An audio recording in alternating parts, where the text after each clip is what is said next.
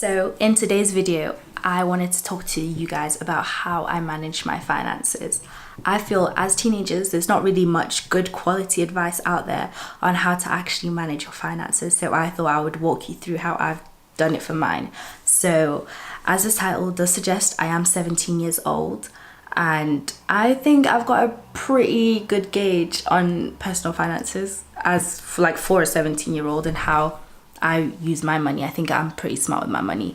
Through it, I've managed to buy myself this camera right here, which costs like £500 and still have savings left over. And I managed to buy my MacBook Pro and still have savings left over. So I don't know, maybe that suggests that I'm doing something right because I'm not in any debt at all. And I've got some nice stuff which I've managed to save up for. Right, so before I start my video, I thought I should tell you guys 2 books on personal finance that I feel like every young person should read before they embark on their financial journey. These books have seriously helped me and probably saved me from making some very stupid mistakes. So the first one is The Richest Man in Babylon. That book is just, it glistens. Okay, glistens with wisdom. That book is amazing. So basically, the main essence of it is you need to pay yourself before you pay others. And when you pay yourself, you need that money that you're setting aside to start building on itself and making money on itself. I think it sets out some great principles that everyone should read and know about before they start, taking out student finance loans and doing all this stuff. Like, everyone just needs to know that book and read that book. It's very good. I'll link it down below. The second book is Dave Ramsey's Total Money Makeover. That book is pretty sick. I just listened to it this week, I'm not gonna lie, so it's pretty late, but I wish I listened to it earlier. I would have made some smarter decisions compared to what I've made now. Dave Ramsey is like, get out of debt. And as 17, 16-year-olds, maybe even 18-year-olds, we don't really have debt. So I think it's great to read this book about why debt isn't as good a tool as everyone thinks it is for basically life. Debt it's a bit of a booky one, that's all. I think everyone should read that book. I highly recommend it. Literally, it's just so amazing. I listened to it on Audible and it was like 3 hours long. Like, it's not even long. I finished it in one day. It was just that good. Another book that I do suggest also, I just remembered now, is probably Rich Dad Poor Dad. That book is pretty sick. I must admit, I only listened to half of it so far on Audible, but the half that I listened to was filled with very good advice. It's a bit more technical, but I mean, it's a good one. It's a good book to read. So after you've read those 2 other books, because those 2 other books are pretty short, after you've read those, you can embark on Rich Dad Poor Dad. After we've gotten all the reading and education bit out of the way, let me give you the lowdown on how I sort out my finances. My parents do give me like an allowance, but that is literally just used on buying my bus pass and school lunch and taxis home from work. That's like where it goes towards.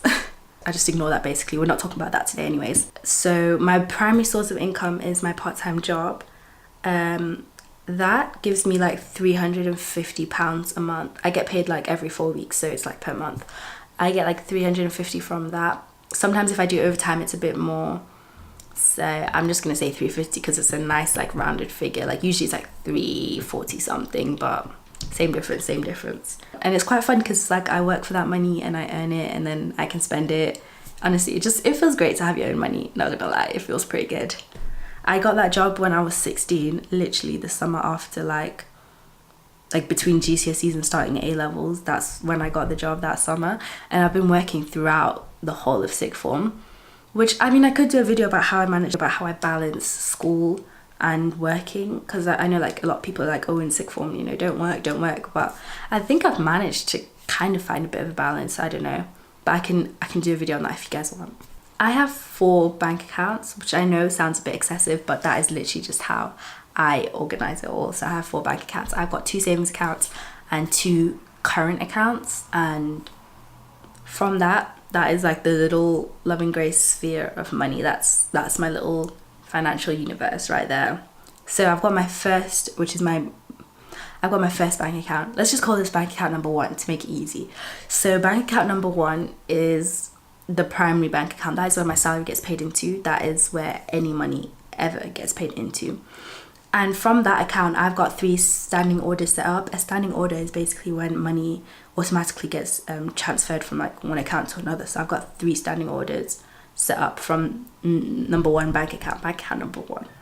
Might I just mention also that all these 4 bank accounts are at different banks, like they're not at the same bank. Basically because I tried to have a savings account on the bank that my main account's on, and every time I went onto like my mobile banking app, I could just see my like balance for like both of them, and it just made me feel like I had more money than I actually did, and I ended up spending all those savings. So I had to make sure that they were all at different bank accounts, which I think has really worked for me. So yeah. Bank account number 1 has 3 standing orders set up. They go out on the same day that I get paid. So I get paid $350 and then $300 leaves it like on the same day that I get paid. And then like the $49.50 that I'm left with, that goes towards like my driving lessons, which like my parents pay for half, I pay for the other half. So like that money goes towards my driving lesson. Okay, so let's go through each bank account. So savings account number 1, oh, that's confusing actually, because now I've got 2 bank account number 1s. Okay, savings account, we'll call this account number 2. Account number 2 is my junior ISA. So I set this up myself when I turned 16, because when you turn 16 you can set up a junior ISA for yourself. Let's just make that a little bit darker. When you turn 16 you can set up a junior ISA for yourself. So that's like the first thing I did when I got my job. I set up a junior ISA for myself, and I do recommend doing this if your parents don't already have an ISA for you, because if your parents because I know some parents set up like an ISA for their kids like when they're born, but that wasn't the case in my life. My parents didn't set one up for me, so I had to like basically set one up for myself. And I think with this money you can pay like 20k plus into it tax-free or something like that. But I don't really use it for that, because I don't pay in like 20k into my ISA. I don't have money like that. So in this ISA, I'm not able to access it until I turn 18. They send me 1 bank statement a year, and that's it. There's no mobile banking. I don't have any card to go with it. Like I couldn't even tell you off the top of my head what the balance in that account is, because I just don't know what it is. That is basically how the account is set up. No way to get into it. I can send money into it, but I can't get money out of it until I turn 18, which I love, because that account is what I use as my like wealth building account. So that is where I put all my money in that. In the future I hope to spend it on like investing and stuff like that. For now I don't you really like actively invest or have any mutual funds or anything, because I just don't really know how they work yet, you know. I still need to educate myself on that. But that is the money that I'm saving up for that. So I don't touch that account. That money, I don't plan for it ever to be spent on buying stuff or buying things. I just expect that to be my wealth generating account, where my money will grow from there, and then eventually it will build my wealth. So £100 goes into that account every month. Oh yeah, that account is at a building society. So basically I get like a lot more higher interest rates than I would if it was at a commercial bank. So I get like 3% interest, but I don't really use the account for the interest. The interest is kind of just like extra gravy on top of the fact that I can just store my money in a safe spot where I don't see it, don't touch it, and can't access it. Okay, so my second savings account is at another different building society from my first savings account. It was actually originally I set it up to save up for like my MacBook. It was my MacBook bank account where I would put my money in to save up for it, so I wouldn't touch it and I wouldn't see that money. But since I bought my MacBook, I've kind of turned it into like a university savings fund, I guess. So like I'm gonna use that money to like top up any university payments that I have when I go to uni next year. The cool thing about that bank account is that it's like, I think it's like a account for like children once again. So like once I turn 18, I can't have that account anymore, sadly. But basically you can access it 5 times in a year and keep your interest rate, which I think is maybe like 2%. But once you've accessed it like the 6th time, then your interest rate falls to like 0.5%. So it's kind of meant to like deter you from accessing that money as well, which hasn't really worked very well for me. I'm not gonna lie, guys. I'm not really the best at saving in that account, but it's still there and the standing orders are still there. I think the cool thing about having that account is that it's not got any mobile banking and I don't have any card for it as well. So I literally, if I want to take money out of the account, I have to take this thing. This is like a little passport thing. I have to take this with me into the bank, standing in a really long queue, and say, can I please withdraw this money, and then take it as cash, walk all the way to my other bank and deposit it if I want to spend it. So it's a bit of effort, you know what I mean? Which I think has actually worked as a deterrent for the most part for me accessing that account, because it's just so long to just go and get money from it. So I just don't bother. I'm just like, whatever, it's not that deep. Okay, I don't need those slippers on Amazon. Then my last account that I'm going to talk about is my second current account, which is my Monzo account. Monzo is basically, I found it recently. So Monzo is like this online bank.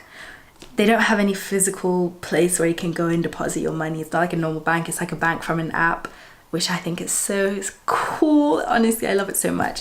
And the awesome thing about the Monzo app is that with your expenditure, it categorizes it automatically. So you can see like, oh, this is how much I've spent on shopping. This is how much I've spent on this and that and that. And you can set budgets if you want for yourself. Like, I think it's just so sick. I love that account. So Monzo is basically where I get another 100 sent to that account on payday. And that account is that is my fun money. So anything I want to buy, I can do whatever I want with that £100. That is literally for me to enjoy my money, because, you know, I don't work so I can save all the time and not have anything to spend it on. Do you know what I mean? You still need to have some fun with your money. So that is my fun money. I use it for all my online shopping, for all my going out with my friends. I also use it for my subscriptions like Netflix and Spotify. It all comes out of that money. It's all within that £100 budget. So it's almost essentially, I have a £100 a month budget for doing whatever I want with. In any case, knowing that my savings is all taken care of, that £100 is for me to chill out and to relax and to have fun with it. I highly recommend that if you really want to check that out, check out Monzo. It's actually so sick. You can open an account on it from when you're 16, and I think it's only available in the UK though, but it is so awesome for anyone that's in the UK. Sorry, this light keeps on changing. I need to, okay, there we go. It's the sun, it keeps moving, so I have to keep on resorting out the light. So that is basically how I have my finances set up. I feel like I sort them out pretty well. Like, it's very simple because a lot of it is automated. I don't have to actually think about it. Like, I don't think about the fact that 100 is going into my ISA where I can't touch it, and don't think about it because it's just on the back of my mind. I don't even think about it. All I see really is my Monzo money, which is just fun, and I can just chill and relax, and I can know that I'm saving and I don't have to feel guilty when I spend my money, which just feels so good. So I guess like now I've walked you through my financial system.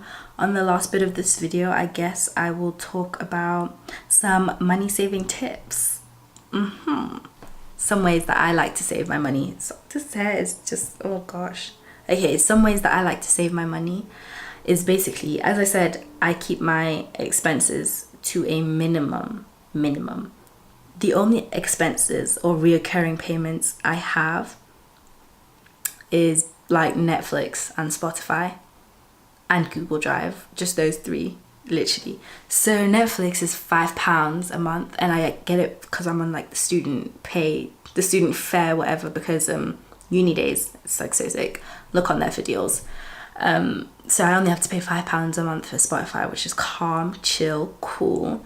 Then I've got my Google Drive, which I just use for like extra storage space online basically, and that's like less than £2 a month. I think it's like 150 something pounds, no, not 150 something pounds, £1.50 something, which is okay, that's chill. And then lastly I have Netflix, and Netflix, we've got like the £10 account, £10 account, like £10 a month one, where you get like 4 screens, but like I share it with my sister and my cousin, so we kind of pay like £3.33 each, like we split it, which is just super chill. So I get Netflix for like a lot cheaper by sharing it with friends. That is another tip as well.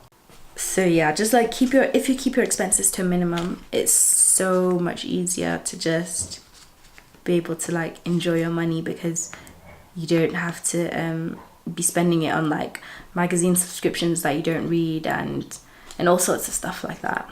And another tip I have is, I guess, even though I give myself £100 to spend a month, it doesn't mean that I have to spend all that £100 a month. I can still save even more and be even more frugal if I wanted to.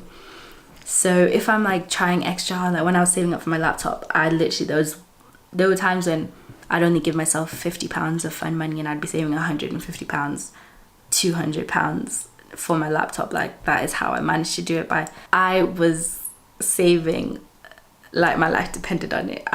There were times I didn't even have any bus money left because I started using my bus money to pay for my laptop, which I actually don't recommend. That was pretty stupid of me, but I did it. And my point is, in general, is that you can cut your spending even more.